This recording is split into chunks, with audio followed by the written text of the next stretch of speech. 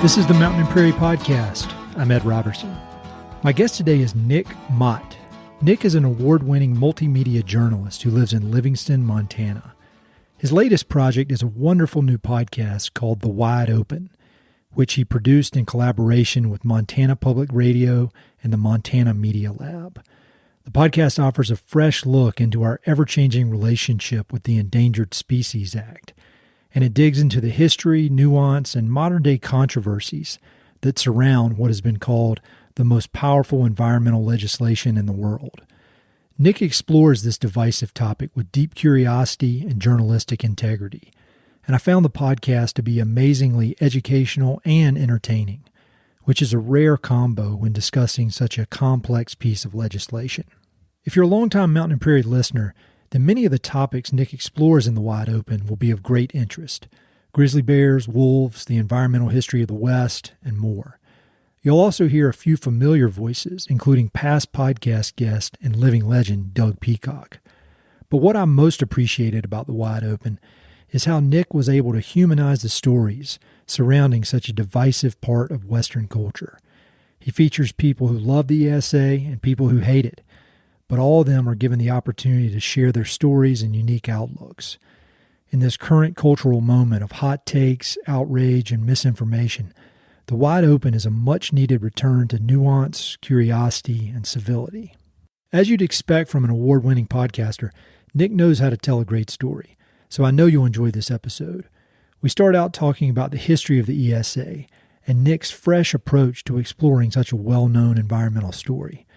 We talk about how the ESA is used as a tool to achieve goals other than species protection, how Nick balances the need to make his podcast both informative and fun to listen to, how he accounts for his own personal biases when telling stories, and how he goes about choosing people to interview. About halfway through the episode, Nick recounts a horrifying recent run-in he had with a grizzly bear, and he discusses how that close call affected his thinking on some of these complex wildlife issues. We also talk about his favorite books, plans for future seasons of The Wide Open, how he deals with negative feedback, wolf reintroduction in Colorado, his professional heroes, and much more. Be sure to check out the episode notes for links to everything, including Nick's other podcast and his book called This is Wildfire, which he co-authored with Justin Angle. A big thanks to Nick for taking the time. Thank you for listening, and please subscribe to The Wide Open. I know you'll really enjoy it. All right, Nick, you and I met briefly, but we talked for quite a while at the Old Salt Festival up in Montana, and I was so glad to meet you because I had obviously knew about your work. I had a copy of your book at home, and I followed Fireline, and then when I looked you up on the internet, doing my internet stalking, there was so much stuff that I had seen over the years that I remembered and that was impactful in my understanding of the West and all this stuff, that these interests that you and I have in common, but I hadn't put it together that was you. And so I'm super happy to have you here, and I appreciate you taking the time. I also get nervous when I'm talking to real journalists and people who understand podcast stuff. So thank you for bearing with me. Well, thank you for having me. And I get nervous when I'm being interviewed instead of doing the interviewing. So thanks for having me here. Well, we can both calm down. We're in good company. We're in supportive company. First question for you is something I'm always interested when I'm speaking with journalists. Like, you know, for many, many, many years now, you've just been immersed in all these different, very interesting issues throughout the West. And so I'm curious, it's kind of a two-part question. One, what are you looking for in a story? Like, what are the characteristics of a story that capture your attention to the point that you think, all right, this is something I really want to focus on. This is something I want to devote my energy to for a long period of time. And then I'd love to hear, you know, knowing that kind of framework, how does the Endangered Species Act fit into that framework? Yeah, I think there's a little bit of sort of systematicness to it and also a little bit of like art or magic to it. So, you know, number one is something just has to grab you, and something grabs you for a reason, right? It grabs you because there's drama. It grabs you because there's something just fascinating about it, and you can't quite put your finger on why. So to me, those things are indicators of a good story. And then you have to sort of interrogate why it's a story. And then when it comes to crafting a story, you have to figure out, wait, where do I start? What's the beginning, the middle, the end? Can I make meaning out of this? Or what kind of story could this be? Is this something really short or something long or something, deserving a whole season like the Endangered Species Act? And in terms of the Endangered Species Act or the ESA, this is something that kept sort of appearing in my life in various ways, whether in terms of, grizzly bears or when I was much younger, desert tortoises. I saw all these fascinating stories that were sort of circulating around this one thing. And it seemed like there was something so ripe for a story there. So I felt that sort of special something. And then I guess I dug a little deeper. And, there's been so much written about the Endangered Species Act, so many different, films, podcasts, that whole kind of thing. And for me, I've just got an extremely short attention span when I'm not interested in something. And I also don't like really kind of inflammatory negative things. But what I've been just amazed with what you've done with this podcast is you've made it unbelievably entertaining while also being educational. And then also you really dive into the nuance of everything. So it's not one of these kind of outrage things where everybody's mad. I mean, there's definitely emotion tied to it, but I feel like you just do such a great job. And so I was curious, there's so much, so much has been written about the ESA and it's been looked at from every angle. What did you think, all right, I'm going to do this a little bit differently? What was the different angle that you came at it with? I think I should start by answering that question by getting a little specific about how I kind of started thinking about these issues. So like I mentioned, when I was younger, desert tortoises, I was doing conservation work and out west and, ranchers would talk to me about these tortoises that made life hard for them. And sort of fast forward a lot, I became a journalist and here in Montana, I was on the grizzly bear beat. And it seemed like everything happening related to the grizzly bear was happening on either of these sort of, not necessarily extremes, but sides. So it was either like grizzlies are the most magical and incredible thing in the world, or like the ESA is the most hurtful and damaging thing in the world. And there wasn't like room for the middle. And in terms of that rhetoric that just, I live in Livingston, Montana, in southwest Montana. There's, about an hour north of Yellowstone National Park, which was one of the last strongholds of grizzly bears before they got federal protections in 1975. So I live in grizzly country, and that sort of rhetoric just didn't match up with my own lived experience on the ground.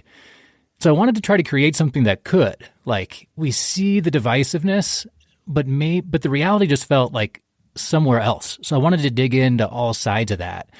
And, in terms of storytelling about the Endangered Species Act, I think that really falls in a couple sides too. A lot of it is about conservation. It's about wildlife. It's about the sort of remarkable recovery of species like grizzly bears.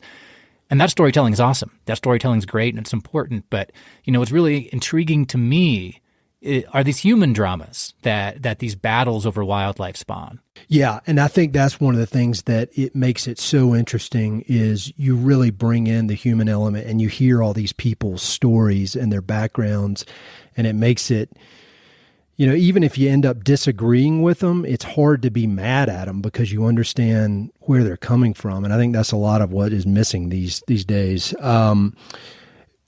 I want to preface everything, all these questions I ask, with telling the listeners you need to go and listen to the podcast because it's so well done. There's so much information in there that's delivered in a way that's fun to take it in.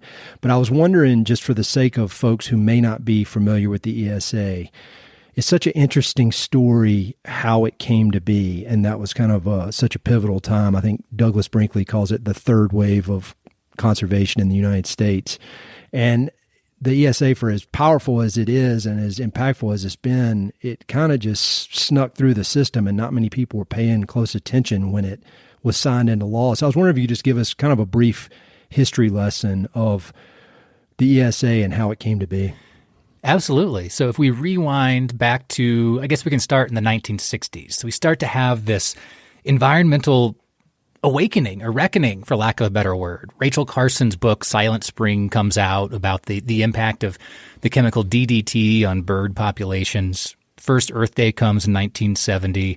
People are realizing as populations grow, as areas develop, as all this stuff is happening, that we're losing wildlife. And that we want to do something about it. And politically, there's really interesting stuff going on too. So by the early 1970s, we have the Vietnam War happening. We have Richard Nixon in office.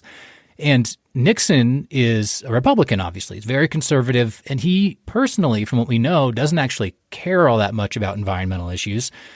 But he does know that people are pretty mad about the Vietnam War and about Watergate, and he wants to have sort of a public win. And under Nixon, we pass almost all of our country's landmark environmental laws. So there's the Clean Water Act, the Clean Air Act, and the Endangered Species Act. And the really wild thing at the time is that this law passes. A lot of people call it the most powerful environmental law in the world. And that's because it, unlike laws like the National Environmental Policy Act and a lot of other things, it's not setting standards. It's not telling people to analyze things and the steps about analyzing the impacts. It's saying, if a government project jeopardizes a species, you can't do it. And this law passes, and people are thinking about the big charismatic stuff. They're thinking about whales and raptors and grizzly bears and wolves. But what they're not thinking about is what this could mean for industry and business and ranchers and all these other things that it ends up impacting down the line. So it's not until after this law gets passed. It actually, the reckoning kind of begins in the 1970s, but doesn't really ramp up until decades later. But it's not until, after this happens that we start to learn all the facts about, what is causing species to go extinct and the true scale of the problem. Well, and one of the things that I thought you presented so clearly in a way that really drove it home that I guess I'd thought about in broad terms, but I'd never had anybody really just dial it in to, as clearly as you did, was in one of the earlier episodes where you're talking about the Tennessee Valley Authority building dams and how, and I'd love to get just kind of a recap of that story. But in the end, you learn that it's the first time the Endangered Species Act was used to not so much to save a particular species, although that was part of it, but it was really used as a tool to accomplish other goals. And I think as, we've had 50 years of this now, that's become one of the powers of it. And also one of the biggest frustrations is that, yes, it may be, some people may want to save endangered species or have really environmental type goals, but a lot of people just use that as a tool to accomplish other goals. And so could you just, again, I won't be able to listen to the full episodes, but if you don't mind, give a bit of a thumbnail sketch of that first case in Tennessee and how that kind of set the stage, because I thought that was so interesting. So like I said, right after the Endangered Species Act passes, it passes in 1973, nobody pays a lot of attention. It gets a line in the New York Times. But soon after, this law student in Tennessee, this guy named Hank Hill, his buddy, he's getting some beers with his buddy, and he finds out there's this fish that's been found in the river nearby. And for years, there's been a dam threatening. So like you said, Tennessee Valley Authority wants to build this last big dam. They are a government agency, actually, and they've been building dams all over the region to sort of electrify and almost civilize the region in the wake of the Great Depression. And by this time, their morale is kind of waning. They need a big win from the company, but, locals are pretty mad about it because it's going to displace a whole bunch of farmers, and it's this absolutely beautiful ecosystem. It has deep indigenous importance, and it's also a trout fishing haven.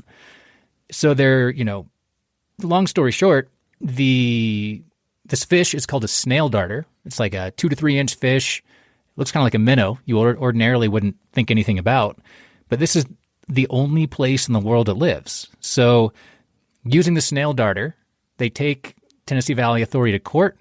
It goes, all the way to the Supreme Court. And this is the first test of the Endangered Species Act to make it all the way up. Even people in the environmental community were kind of mad about it because they're we want something like a bald eagle to be the first one to go up, something charismatic to put this to the test, not this little fish where we could lose everything if we lose.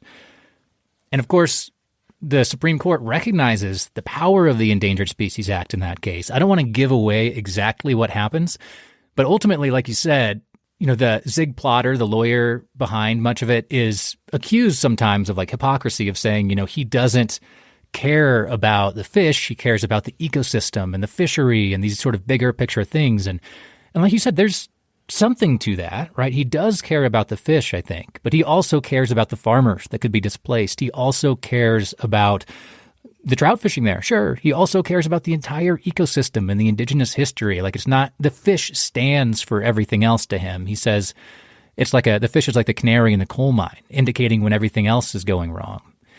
And like you said, this is something that the Endangered Species Act has taken on in the decades since. Like, an owl can challenge the entire logging industry.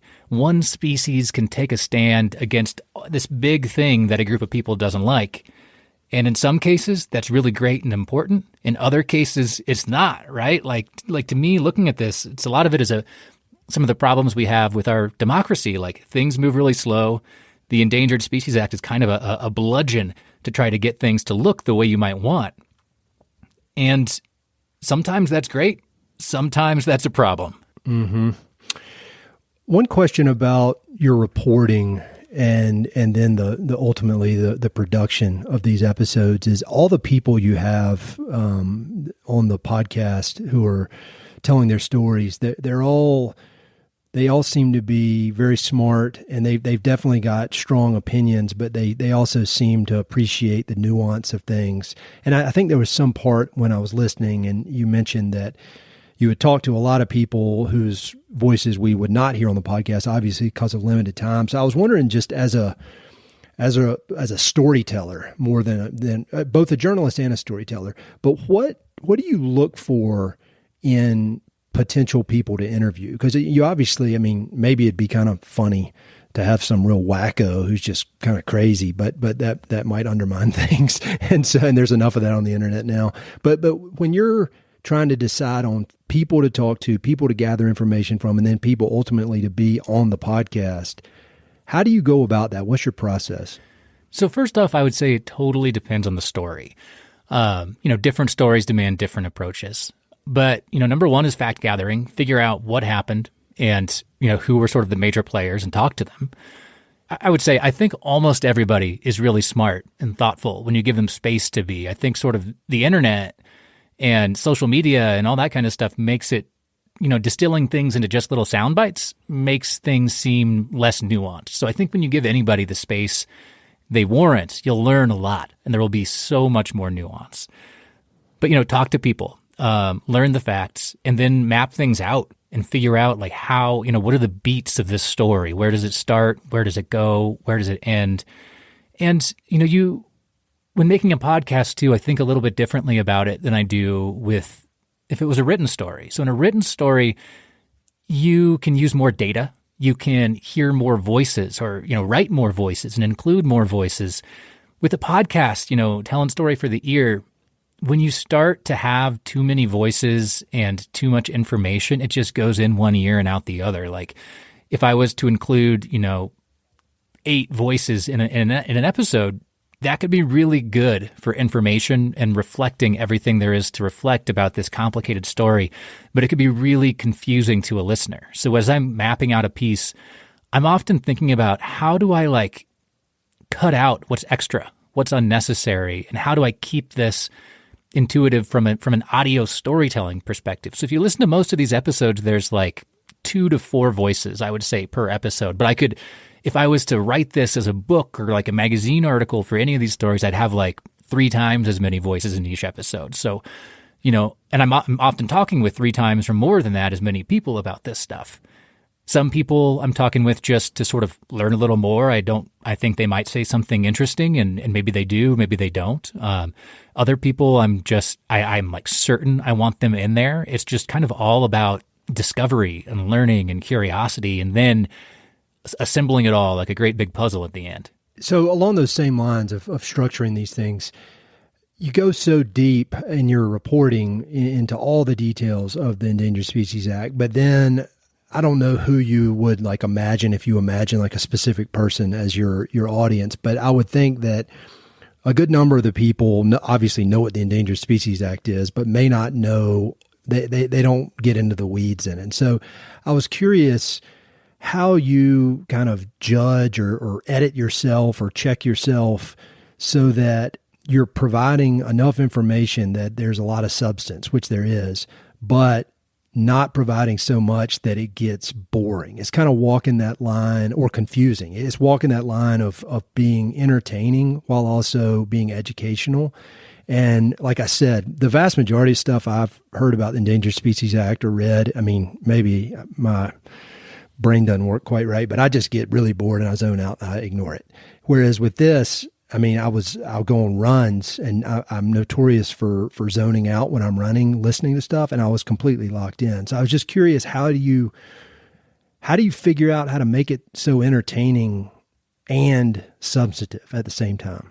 Yeah, I mean, it's a real balancing act, right? Especially with the Endangered Species Act. It is a world that is full of like deep, weedy policy stuff. So, you know, I could talk about Section 4 or Section 7 and Section 9 or Section 4D. I could talk about consultations and like, conservation benefit agreements and habitat conservation plans and all these things in the weeds. And a lot of that stuff is like, so I do want to balance story and education, and I want everything to be accurate. So one way I'm thinking about it from the outset is like, what are some of these things that I know people should learn about the Endangered Species Act and I have to talk about and I know are weedy? Like Section 7 and Section 9 are examples of that. You'll hear about both of those a little bit in episode 1. And I sort of, instead of like just dumping it all at you at once or diving too deep, I sort of dole it out just a little bitty bit at the time. So like the sort of more dull or weedy information can come a little bit and it fits in with the story instead of just sort of rolling around in that muck of pure weeds and chaos of just the really hard to grasp things. You know, fundamentally, I want to ground the story in something people can relate to and something people can understand. Like I mentioned before, that involves cutting away what's extraneous. That involves doling things out one little bit at a time. And also that involves like reading it out loud as I write. And it involves truly thinking about the audience. So like, you know, I want anybody from my parents who are like relatively conservative folks in Kansas who don't listen to the radio at all, even though it's what I do professionally, to understand and enjoy it, to my friends who are, you know, conservation biologists to get something out of it. So I kind of think I have sort of a dual audience in my head, from people who are not interested in this stuff at all, don't understand it, haven't lived here out west where this is an issue, you know, to folks that are deeply engaged in this already. I want both of those audiences to be engaged and to felt like they're being talked to in what they're hearing. Another question along those lines, how do you ensure that your own bias is not overwhelming the story? I mean, I feel like this idea, and you can tell me if you disagree with this, but this idea of being unbiased, it's silly. I mean, everybody's got biases no matter what. It's like when people are meditating, they say, don't think. Well, you're going to think because that's what your brain does. And so, but I feel like there's no way around it. Everybody's biased. But in your job of real journalism, you know, there's this responsibility to show both sides as well as you can. And I feel like you do such a great job of that in everything you do. But I mean, how do you make sure that you're not getting off track or that you're not letting your own personal beliefs just really steer the thing in a direction that may be outside of where it should be? Yeah, number one, I agree that like pure objectivity isn't real. That's a fiction. Instead, I think the best thing we can do as journalists is be transparent. Be transparent about our background, how that informs how we're thinking and what we're talking about. You know, a really, I guess, clear and distinct example of that from the series is one episode is about hunting and conservation. And, you know, I started relatively early. I disclose I'm a hunter. I'm a new hunter and I'm curious about it. So this is something I want to learn more about and understand in my own life. But, you know, this is something I do. So that gives me a take in a sense. And in addition, you know, I fundamentally think my own perspective, my own stories, if it's about myself, if it's a good story worth telling in this way, my own experience is often the least interesting thing. So my own perspective, my own take, like that's not what I want to leave people with. I want people to hear from all these amazing other brilliant people I'm talking with and want to learn from. So I think a lot of it just comes from genuine curiosity too. Yeah, that makes sense. And the next question I had here on my list was, I was just curious about your thoughts on injecting yourself into the story, because I feel like you did such a great job of that. But I know that some journalists, you know, they they want to put stuff out as if they're not part of it. But there's, you obviously talk about yourself as a hunter. There's a few parts where they're both sides or kind of put out by the people that you're interviewing, and then you'll say, and I think blah blah blah, and I think that's a powerful way to do it. But I mean, is that just in what you said earlier, in the spirit of being transparent and building trust with the listeners? Is that at its core why you do that? I think there are a couple of reasons I do it. One is absolutely transparency, and I think that can help listeners get on board with where I'm coming from and the experience that I bring to this. And the other thing, though, is that I think my own experience in these really limited ways can help almost serve as a proxy for the listener. So it can be this moment of like reflection, or I could say something as simple as like, I was really surprised by that, or I didn't know this. And that, I think, can kind of put myself in the listener's shoes. And that can like be a cue to them to be like, oh, and think about this thing in a different way. So I have a role in this kind of storytelling, and I firmly believe that I do, but my role is always sort of secondary to the voices you're hearing. I don't want to be the ultimate arbiter of what's right and what's wrong. Instead, I want to help you get on board as listener of how the story is getting told, like the drama of this, and sort of help you relate to these, if you've never been up in the Northwest on the Klamath River, help put you there. Yeah, I think it gives the listener permission to just, it allowed me to let my guard down a little bit, because sometimes with, certain journalists or certain books, the author or the person who created it comes off as kind of all knowing. And I think in a way, it's like, hey, we're on this journey to figure this out together, and we've all got our own experiences. And I think it humanizes it from the storyteller's perspective as well. And then all the different people that you're interviewing, that humanizes it. And I think at the core, that's the formula for something that's engaging. I mean, I've had the historian Hampton Sides on this podcast a bunch, and he writes about everything from Captain Cook to Kit Carson. And what he does is he writes kind of a bunch of mini biographies over the course of 400 pages. And it's so fascinating. Are you a real people person, an extrovert? No, I'm the opposite. I'm quite an introvert. I feel like being a journalist forces me to put myself in that sort of version of myself, and an extroverted version of myself, and be a more open and like louder and more curious person in a lot of ways. It just allows me to play a role that I don't always play in my regular life, where I am pretty quiet and reserved and like spending most of my time alone. I'm introverted too. Do you feel the same way? Yeah, I mean, I think I'm definitely, like, if you take the personality test, I'm on the far side of introversion. But I think that what I do is I love these one-on-one conversations with people, and I love being able to have in-depth. I think where I get worn out is almost like that old Salt Festival, where it's like 100 people and you're just kind of jumping around. I mean, I would just, you probably saw me once because I spent the rest of the time like hiding in my tent. So like I'm super introverted. Another question about your process here. I was curious, now that it's all said and done, I mean, we're recording this the week before the last episode comes out. Were there any big revelations you had individually? Because like you said, the Endangered Species Act had been on your mind and in your brain for many, many years. I was curious if you changed your mind on anything, or if there are any big revelations, any big learning things that you're like, I would have never thought that I would think about things this way. It's hard to say if I fully changed my mind. I think I'm reflecting on my reporting process and how I feel from interview to interview. I think I'm like quite malleable in terms of my own thoughts, because in terms, one of the season opens with debates over grizzly delisting, and I find myself wavering back and forth based on who I'm talking with, and I truly think I fall somewhere in the middle.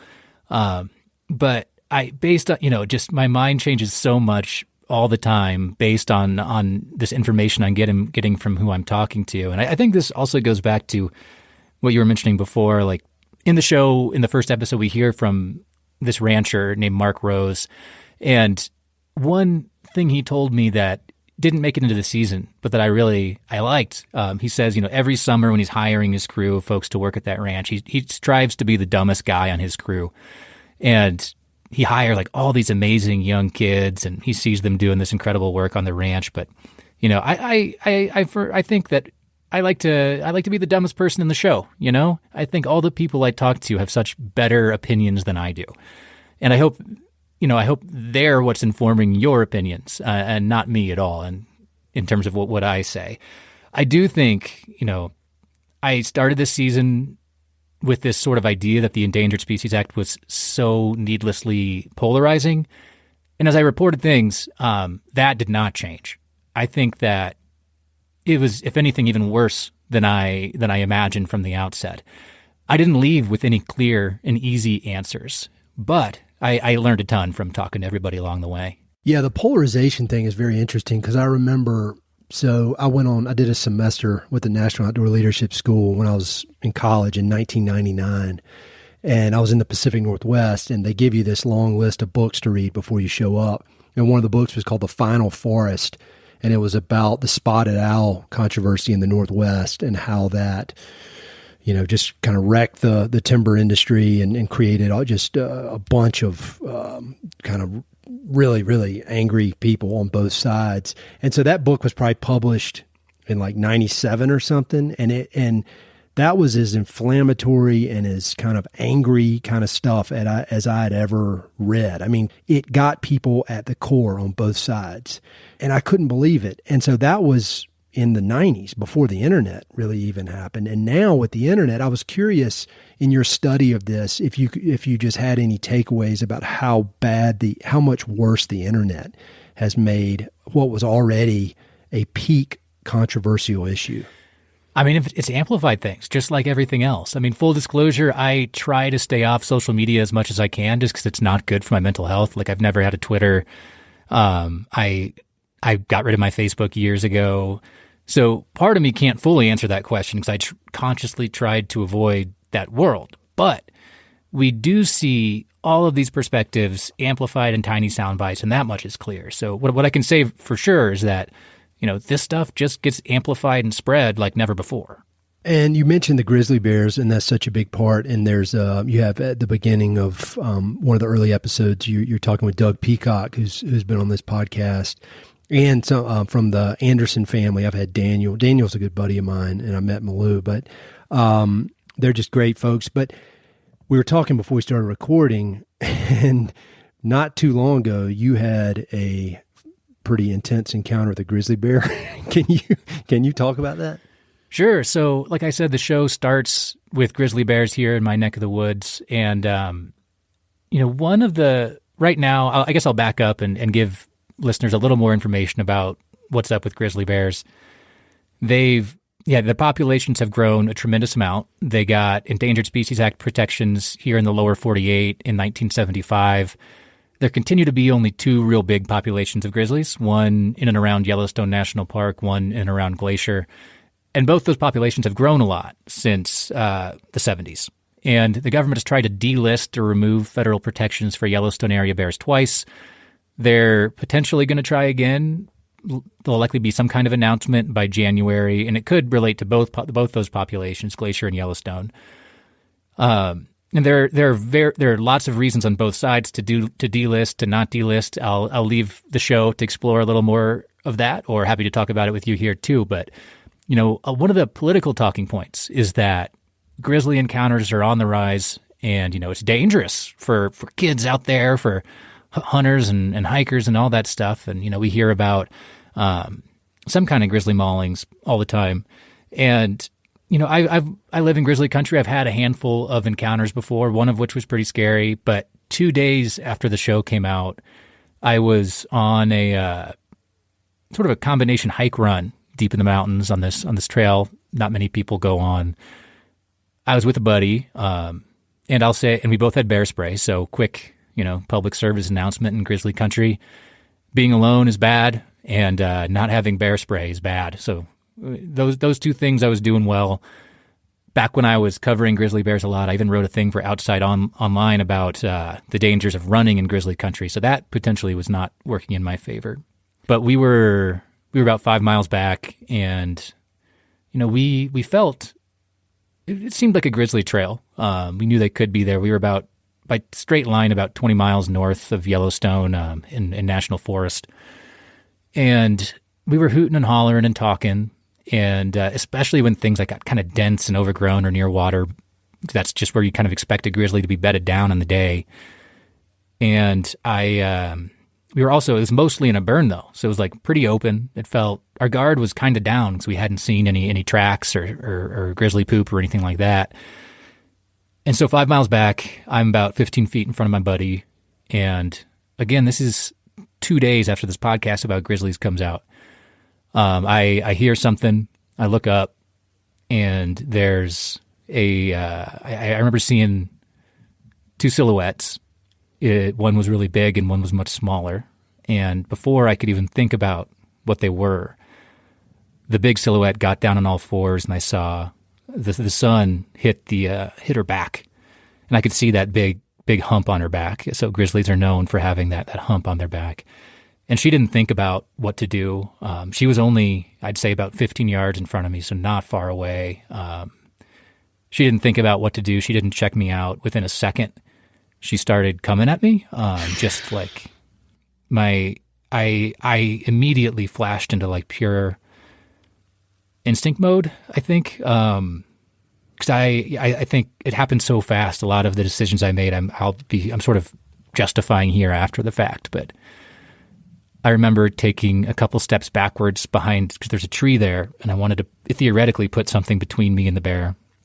And at the same time, slapping my chest because I was wearing a running vest and had my bear spray on my chest to get the bear spray out. And I was behind the tree with bear spray out. She was to me, essentially, at the time. And I think I had it in my hand, but the safety wasn't off yet. So in my head, I like lunged off the trail like an action hero or something. According to my buddy behind me, it looked kind of like I fell or something. So I don't know where the truth is probably more like I fell. And the steep slope covered in dead and down next to me. And the way I've rationalized it is I think that I was hoping that would give me the extra like second I needed to get that safety off the bear spray. And I was on my back, like slid down this hill a few feet. And while I was sliding, I deployed. And I remember thinking, shoot, I didn't fire long enough because my head hit a log and it stopped me from deploying. And I remember watching that orange cloud hit her. She had zagged right towards me as I jumped off the trail. She kept coming towards me.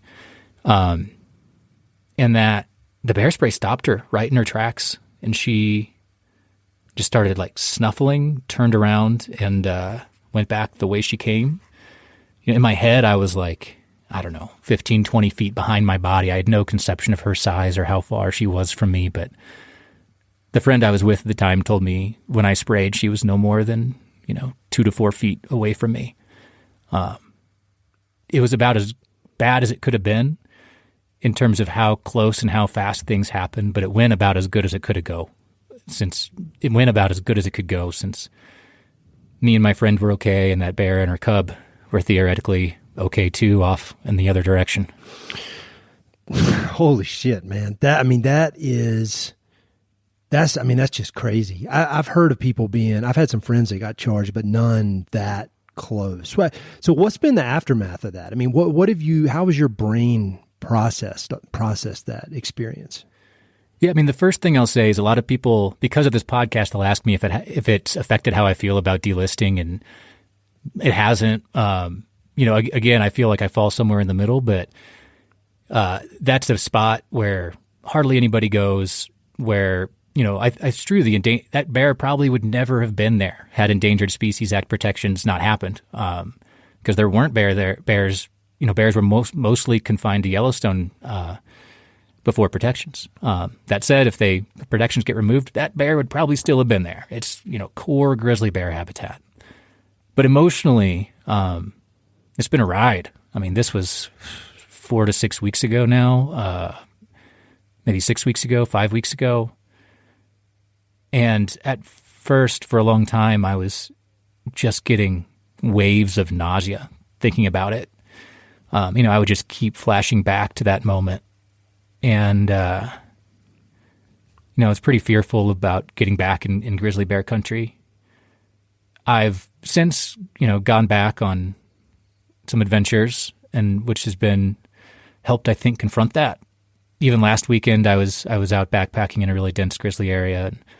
But I think maybe what helped more than anything is I experimented with telling the story for the show by interviewing the friend I was with, and I wrote it into potentially the final episode, and I cut all of it. Like, I might release it as an extra or something, but I think just the process of like really breaking it down with my friend and talking about it and writing about it was what I emotionally needed to help get through it. I'm not flashing back to it in the same way. I mean, I have a different respect, and when just the reality of it hits me in a different way. The reality of what grizzly country means hits me in a different way. I've had those encounters before that are frightening, but just how quickly and unexpectedly that can go has definitely sunk in.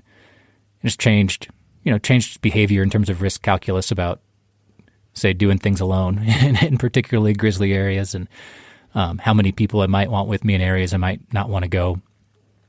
But I think more than anything, just that experience of writing about it has really helped process. Yeah, well, I'm so glad you're okay. That I've had a few, nothing even close to that, but just the few times that I've had crazy things happen that where I could have died, if something had been different. That what you said about how quickly it happens, that's always been my big takeaway. Is just 1 second everything's fine, and then 5 seconds later, in my case, I averted what could have been it could have killed me. Like rockfall, for example. I've been in situations where these big boulders have smashed down and landed in front of me, and if I'd been a little bit ahead, and it's just like the details don't even really matter as much, but the takeaway is that 1 second everything's fine, 5 seconds later everything could be beyond disastrous. I mean, it's just really hard to get. I think it's hard for humans to get their head around that. I mean, unless I'm missing something. I think you're totally right. One thing that Doug Peacock, who you've had on the show, says, and that I really relate to both before and after this experience, is that grizzly country, grizzlies in particular, are humbling. He calls it, I think, enforced humility. When you're in grizzly country, you're not the top thing out there, right? There's always something to be concerned about. It forces your senses to be aware. You're not, I think he in the show, he says something like, you're not la-di-da down the trail thinking about your girlfriend and your bank portfolio. It's one of the few things in the world that forces us to acknowledge that we're not in charge. And I think that's a healthy recognition for sure. I agree. It's not fun when it's administered, but I think I think more people could benefit from having that knowledge. Oh man, I'm so sorry that happened. How's your buddy doing? He's doing all right too. Like I said, we've broken it down. He's every bit as scarred as I am. I think he's doing okay. It's made a huge impact on both of us, and I think fundamentally we're both still figuring out what it means for our relationship with the woods. We're both trying to get out on adventures, but it's changing how we deal with that, the kinds of adventures we want to have. And, it's for both of us, I think it's both been a terrifying and rewarding experience at once. Do you think you'll go hunting this fall? Yeah. I mean, when I said I went backpacking last weekend, that was for archery opener. So I'm getting back out tomorrow morning as well. So yes, I will be hunting and I will be terrified. Man, I feel anticlimactic talking about anything other than that. But man, I'm so glad you're okay. That's wild, man. That is really, really, really wild. But I think, like any crazy thing that happens like that, in the end, it's you'll be tougher and more of a deep thinker because of it. But I'm just so happy you're okay. That's crazy. Kind of veering off of that subject into something that is boring in comparison, but here in Colorado, you talk about the spotted owl controversy and how mad everybody is. I think it's a similar scene when it comes to the wolf reintroduction here in Colorado. And one of the things I loved about your podcast is it gave me not so much a framework, but an appreciation for how nuanced the entire subject is. And so I don't want to, get into all the details of wolves here. I want people to listen to the podcast, but I was curious, like, if you were to give some advice to somebody who doesn't really understand that topic of wolf reintroduction in Colorado, and they just don't even know how to begin to think about the subject, because you've got pretty aggressive forces on both sides trying to get people to make up their mind on some far extreme. And so I was wondering, just with all the information that you've gathered over the years, and particularly for this project, how would you advise somebody to who's trying to make up their mind or form an opinion about wolf reintroduction in Colorado? Not what should they think, but how should they think about it? I do think that what's happened in Montana is a really great case study, because it's the same thing, but it happened here 30 years earlier. Wolves were reintroduced in the Yellowstone area and in Idaho in the mid-'90s. And similarly, big outcry. I think most people who aren't familiar with the issue are very pro-wolf, right? Because if you don't have a stake in livestock or whatever that could be threatened by wolf, you're like, shoot, that sounds like a great idea. But the nuance there is, I think, truly what it takes to make a living on the land. And that is not just like rich old cattle ranchers at stake, or even, and the other thing too is it's hard to persist as somebody raising livestock. And there's real societal and ecological downsides if we lose ranchers and producers. That land that is being kept open, that is often being kept good habitat for species like grizzlies and wolves and many, many others. About 2/3 of endangered species rely on private land to survive. That private land, that big open space, is often really important for preserving ecosystems, preserving habitat, and preserving wildlife. So to me, the advice would be to talk to other people that don't share your worldview, and it'd be to look at what's happened here, look at the data. I think there's been all kinds of really interesting developments. Compensation systems were developed for ranchers even before reintroduction here. We can look at what's happened to the elk herds here, and we can look at what's happened to ranchers here, and we can look at the spread of wolves. The other sort of interesting dynamic when it comes, that really does mirror Montana actually as well. At the same time that wolves were reintroduced here, they were starting to trickle down from Canada. So they were spreading naturally from the north, and that's happening in Colorado too, right? Yeah. Some of the first migrators from up here are making it down into Colorado, and that's making some people feel like, well, sure, if they come naturally, that's fine, but we don't need them placed here. Reintroduction can feel like people in a city forcing their opinion and their understanding of the world into rural areas that don't have to deal with the consequences. And, there is something to that. But just like with all these stories and all these issues, I think there's so much middle ground, and we don't get that middle ground unless we're actually hearing out people we don't necessarily agree with or interact with on a day-to-day basis. So that's the big thing I encourage. I love that. And then that leads me to another kind of aha moment I had listening to your podcast. And it's something I think about a lot, but it's the role of a real journalist and going out and reporting and talking to so many different people, and then producing these high quality products that are fact checked and vetted, and institutions stand behind them, versus the wild west of the internet, of which I am a part of, just random ass people talking, just saying whatever they want, blasting it out to these large audiences. And, I think hopefully I'm not doing any damage, but I think there are a lot of people that are putting stuff out that have very large audiences that are not adhering to any sort of journalistic standards. And in fact, they've got real agendas. And this is zooming out a lot, but I'm just curious, as you think about the role of journalism, in my mind, it's more important now than ever, but it seems like it's kind of uphill battle at this point. But how do you think about the role that you play and the role that your fellow journalists play in telling important stories versus just kind of what the internet has done, and allowing anybody that can build an audience to have a pretty wide reach? I think journalism is vital to a vibrant and functioning democracy. And you're right, we're losing so much. not just social media, but just terms of our media consumption bubbles, echo chambers, like in all of these issues, not just endangered species things, but including endangered species things, so much of what we consume is what we want to hear. We're not pushed outside of our comfort zone. We're not exposed to facts that don't jive with our worldview. And that's a huge role for good journalism. And that's what I'm hoping to accomplish with this series and other work I produce too. I don't have the answers on how to get people out of their bubbles. But it starts with curiosity, I think. It starts with trying to truly not just think about your own side, but trying to understand things you don't. Like, it starts with just being a genuinely curious human and wanting to understand, like, why the heck does somebody think in the way they do? That's, I think, what good journalism can produce. Like, I hope that anybody that listens to this show, whether you're pro-delisting or anti-delisting, you can come away and be like, I never thought about that side of it before. I never thought about it in that way before.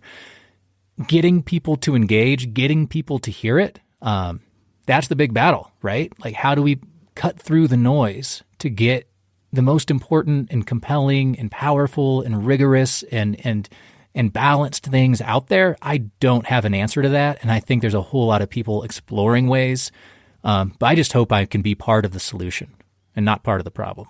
No, you've already done it. I mean, you've done it, and you've done it time and time again. But I think about podcasts a lot, obviously, and I think about what it takes for a new podcast to make its way into my queue. You know, I probably got like 10 podcasts that I rotate through, and I listen to maybe every other episode. And the vast majority of them have nothing to do with anything my work has to do with. They're all like comedy. I'm just sitting there laughing hysterically as I'm doing the dishes. I'm the same. You know, you got to tune out from the rigors of the world sometimes. Oh yeah, you have to. And one of my favorite podcasts is Conan O'Brien, and he tells a story about, he's in the comedy world, and somebody had a picture of him when he was writing for Saturday Night Live, and he finally went on a vacation, and he's sitting on a beach reading The Rise of the Third Reich. And so I think it's good to branch out. But I mean, this podcast, it made its way into my queue. And I loved it. And so I think ultimately the quality of the work and figuring out a way to make it engaging and fun and the kind of thing that people want to listen to, and then they finish it up and they're like, oh, now I know all this extra stuff about the Endangered Species Act or, history, whatever, politics. And so I'll just say you're humble, but I'll just say you're already doing it. And then that brings me to another question. You do so much podcast, books, articles. You're a great photographer. What do you like best? What do you see? What do you like best? And then what do you see as having the potential for the most impact? That's a really tough question. I think my heart is with audio, but whenever I finish up a big project, I'm ready for something else. So like right now, I'm entering burnout stage, to be totally honest. I'm like, all right, I'm ready to not be recording things and not looking at waveforms and like, oh man, writing's so much easier and more fun. And then, so I'll probably write for a little bit after this, and then I'll get sick of that and be like, audio is so great again. So I think I go through phases. And I don't think I have one. I think I'm just trying to be a better storyteller in whatever form I'm working with, and that's my main goal. While my heart is in audio, I want to just be better at it, and I'm constantly looking to tell stories in a better way, in a more moving way, in a more relatable way, whatever the format I'm doing it in. When you look back at your old work, like we'll just take audio, for example, like when you look back at some of your earlier work, like I know you did one of, if not the first podcast that REI put out. Do you look back at it with admiration, or is it like fingernails on a chalkboard when you look at your old work versus how you do things now? Oh, fingernails on a chalkboard for sure. Even new stuff, I don't want to go back and listen to myself. It's easier to go back and read yourself than listen to yourself, I think, just because you can, when you hear things you're doing that you could do better or that you would change, or just, I don't like listening to myself at all, But total nails on a chalkboard. And that goes with, as soon as one of my episodes is out, and it's out, even with this show, I love these episodes and I'm so happy with how this season is turning out. But even when it's out, I'm like, all right, I don't want to listen to this again. I think you'd have to be kind of a maniac to really enjoy listening to your own voice, like a real narcissist, almost like a psychopath, if you really enjoyed it. I mean, you have to listen to it, but if you you listen to it and you're like, yeah, that's about as good as it can get right there. When you look at the podcast, when it pops up on my player, it says season 1. And so I'm curious. I know you're ready to be taking a break from audio for a while. I don't want to get you too wound up, but what is there going to be a season 2? There's absolutely going to be a season 2. And, the idea about this show is I've worked with Montana Public Radio for a number of podcasts in the past. And one of the ideas here is like every time in the past, whether it's Richest Hill or Fireline or whatever, like we're kind of reinventing the wheel every time we create a show. So you're having to rebuild your audience from scratch. You have this whole feed you got to like direct people to. And this is meant to be something that can be a home for so much great journalism. So stuff that I'm doing, I don't think we're going to have a season 2 about the Endangered Species Act, but we will have a season 2 and we will have other content. Some of it could be one-off. What we want this to be is a home for really compelling, good audio journalism out of this region that is like highly produced and thoughtful and balanced and engaging and just darn good storytelling. And that's what'll be there in the future. But also do stay tuned because I think there's going to be some really great extras related to grizzly stuff, including maybe that charge thing. We'll see. I don't know what all the extras are going to be yet, but there'll be a little more endangered species stuff coming out there too, for sure. Great. I'm excited for that. Very excited. I'm so glad that we just happened to meet, and then that now I'm like digging into even some of your past stuff that I'd missed the first time around. It's really impressive. Who do you admire whether maybe in the journalism world or people that have been mentors to you in your career? Maybe you know them, maybe they've been dead 100 years, but are there any people that come to mind that you really admire that have helped shape you professionally and personally? Yeah, the first person to call out is Amy Martin. She's the creator and host of the podcast Threshold, which is how I first got into audio journalism. She was a fellow when I was in grad school, and I first day of school, she was like, "Hey, I'm creating this thing. I'm looking for interns." And I went up to her and became an intern, and then became a producer for the show, and was with Threshold for a while. So I learned so much of what I know about storytelling and audio from Amy, and I'm so grateful for that. And so she's the number one mentor without a doubt. In terms of other audio people or just storytellers that I admire, there are so many. I'll focus on audio here just because that's where my head's at. I got into this all through This American Life and Radiolab and, as podcasts and the sort of longer form storytelling before they were ubiquitous and everywhere. So, all of those folks, Myra Glass, Jad Appamrod, are just incredibly influential to me. All the contributors to those shows, folks like Jonathan Goldstein. One of my favorite audio storytellers and written storytellers is John Ronson. He's this British guy who contributes to This American Life. He wrote a bunch of books as well, like The Psychopath Test and The Men Who Stare at Goats, which was made into a movie, and so you've been publicly shamed. Oh, yeah, I love that book. I have that book. Yeah, he's so great, and I think he does a really great, when I talk about using yourself as a proxy for the listener, I think he does so great at that. He knows, he's like a blank slate that builds and builds throughout. It's so good. So all those folks have been incredibly influential, whether from afar, listening to things like This American Life, or really up close when it comes to, Amy and Threshold. I started my podcast in 2016, and I lived in Boulder, so we very may have overlapped then. Yeah, but I remember the first season of Threshold was about buffalo, and I thought it was the coolest thing in the world. And I just started mine, and I emailed with Amy for a while. And we were going to do I'm just remembering this now. I was going to interview her on the podcast. And then I think she went abroad for like a year. And then I, kind of just forgot. But I so admired her and that podcast. And I'm still on the email list. And I've just been so impressed, like from an impact and storytelling perspective, what Threshold has done, but also from a business perspective. I feel like they've just done such a great job. So that's super small world, because we were right there in the same town. I get. Were you in Boulder? I was in Boulder. Yeah, I was in grad school in Boulder at the time, and yeah, that season 1 on bison is that's where I started. I started working on that show, and maybe we even emailed each other via that thing. And yeah, you're right. Amy, right after that season was done, Amy went up to the Arctic to start reporting for season 2. which was about climate change in the far north. And yeah, I totally agree. I mean, I was amazing to be part of that growth and that storytelling, and it's been amazing to watch it just continue to grow since I left. Man, what a small world. Crazy. Any books that have played a big role in your development? And, sometimes I like to hear books about the West, or if there are any particular books that have been impactful, thinking about this region where we live. But also, the crazier the better. Are there any just wild books you've read, or any books that have kind of been highly impactful in your life?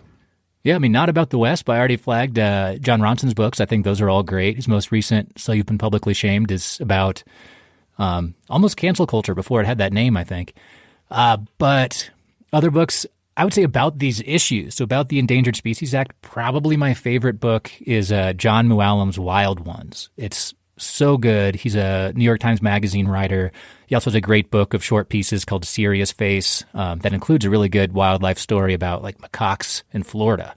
But Wild Ones is about humans and the Endangered Species Act and the wild ways in which we are trying to the wild ways in which we relate to wildlife and sort of have entered in this world in which we are forced to continually intervene on behalf of nature. I think that's a terrific book. In terms of extinction, Elizabeth Kolbert's The Sixth Extinction is a great one that comes to mind. In the West, I'll leave it there. I've given enough books for people to think about. No, that's great. I'll have links to all those for people to click through. Yeah, that Ronson, I heard a podcast with him. I mean, it was many, many, many years ago. I think it was Joe Rogan, which I don't really listen to all that much anymore, but I read Men That Stare at Goats, and he struck me as such an interesting guy. And I remember that podcast being one of the more interesting conversations. I mean, he's just a cool guy. And that one more question about that, you brought it up, the whole cancel culture thing. I'm curious if you get much flack from people, whether on the internet. I guess being off of social media helps, but do you get much negative feedback on anything you do? And if so, I'm curious how you handle it. And I'm just asking very selfishly because I'd like to adopt whatever you do.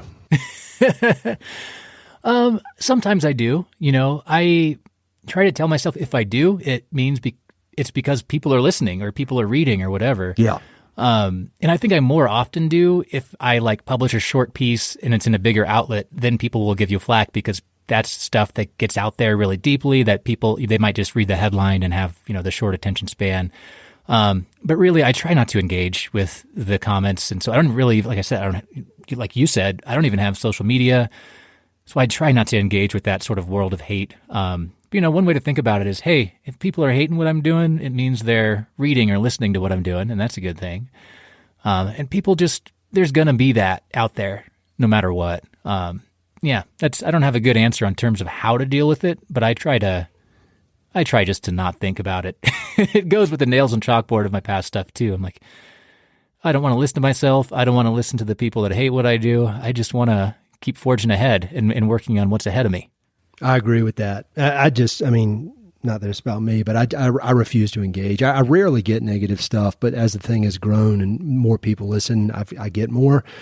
On a percentage basis, it's probably the same, and it's a very small percentage, but I have several things all over my website and in pretty much every email I send out that says hey, do you have a strong opinion about this and you want to file a complaint? Don't waste your time because I'm not going to answer. Yeah. I heard a quote one time. It said, if you wrestle with a pig, two things are going to happen. You're going to get dirty and the pig's going to love it. And that's how I think about internet arguments. So for whatever that's worth. Last question for you. You've seen so much, you've dug so deep into so many issues that are so important to me and to all the people that listen to this podcast. And you've just led a really interesting life and you're doing such great work across so many different kind of sectors of the media space. I was curious if you have any kind of parting words of wisdom, anything you'd like to ask of the audience, just any way to kind of wrap this thing up. In terms of wisdom, like I said before, I hope I'm the dumbest guy here on the show. So if you listen, I don't know how wise I can be about things. But I mean, truly, I think listening and empathy are things that are missing in the world in such a huge way. Those are things I hope I bring to the show and every work I produce. and that I hope people come away, like whatever they're coming away with about the Endangered Species Act, I hope they come away a little more empathetic, a little more caring, a little more curious, and a little more open to listening to others. That's what I hope I can leave people with in anything I do. Well, Nick, you're the man. I'm so glad we finally got to make this conversation happen. And, just know you got an open invite as everything you put into the world. Just please, I would be honored if you would take the time to come on here and answer all my crazy questions about it. But I'm just so glad we got to meet. I'm so glad we got to have this conversation. And I just appreciate everything you do. Well, that means so much to hear. Thank you so much, Ed. It's been so wonderful talking with you. Hey, it's Ed again. Thanks so much for listening to the podcast. I know your time is valuable, so it means the world that you spend it listening. If you want to support the podcast and help it to continue to spread and grow, there are a few ways you can help. Number one, pass it along to a friend or share it on social media. Word of mouth recommendations are the most powerful way for ideas to spread, so I'd love it if you could share the podcast with a few pals who might enjoy it. Number two, you can go to Apple Podcasts and give it a 5-star review. Good reviews encourage the Apple overlords to suggest the podcast to others. So there's a link in the notes if you'd be so kind as to give it 5 stars. Number 3, you can support the podcast financially via Patreon, and there are exclusive benefits for those who do, including a monthly behind-the-scenes newsletter, Mountain Prairie stickers, live and recorded video chats with podcast guests, and much more. Number 4, I've also got 2 emails that I send out. The first is my weekly email called Good News from the American West, which I send out every Wednesday. It's only positive news, something we can all use a little more of these days. And my other email is my bi-monthly book recommendations email. One email every other month with 5, 6, 7, or 8 books that I've recently read and highly recommend. But thousands of people on both of these lists will vouch for me. No spam or other funny business. And number 5, finally, check out my online store for Mountain Prairie stickers, shirts, and coffee mugs. I've got some really cool designs from Western artists with more on the way. So head to mountainprairie.com/shop to check it all out. I'd love to connect with you. I'm on Instagram and LinkedIn, so look me up on either of those platforms by my name or through the links on my website. All right, that's it. Thanks so much for your support.